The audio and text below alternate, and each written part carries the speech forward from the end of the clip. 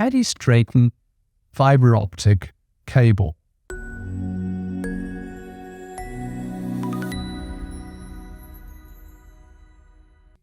When fiber optic cable is made, it's put onto a reel, and it's a reel that's pretty large, and it's wrapped around very tightly. This is about 1/2 mile of fiber, which is the way we buy it.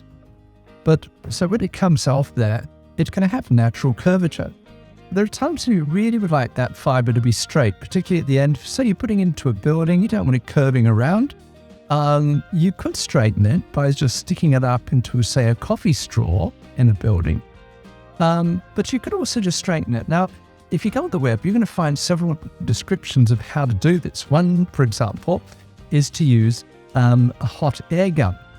I've used that technique, and the trouble with it is it requires some skill if you're not going to melt the fiber.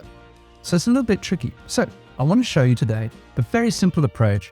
And what it is I've actually taken some fibers here, and I've put a series of aluminum tubes. I've glued them together, they're hollow tubes, stuck the fibers up into those, and I'm going to just insert those into some boiling water. So I've just boiled the jug over here. So let's insert those into the jug, and I'll just count to 10. Here we go. 1, 2, 3, 4, 5, 6, 7, 8, 9, 10. Pull those out so I can handle it. I'm just going to pour this under cold water. And let's take a look at some of the fibers. So let's pull the fiber out. And there we have it. It's very straight, as you can see. And let's just pull another one out. And we'll see that that one also very, very straight. So now I've got very straight fibers, very simple process to use. And so I hope you have fun lighting your buildings, your scenery, maybe your doll's houses, whatever, with fiber optics. So welcome to the world of lighting without wiring.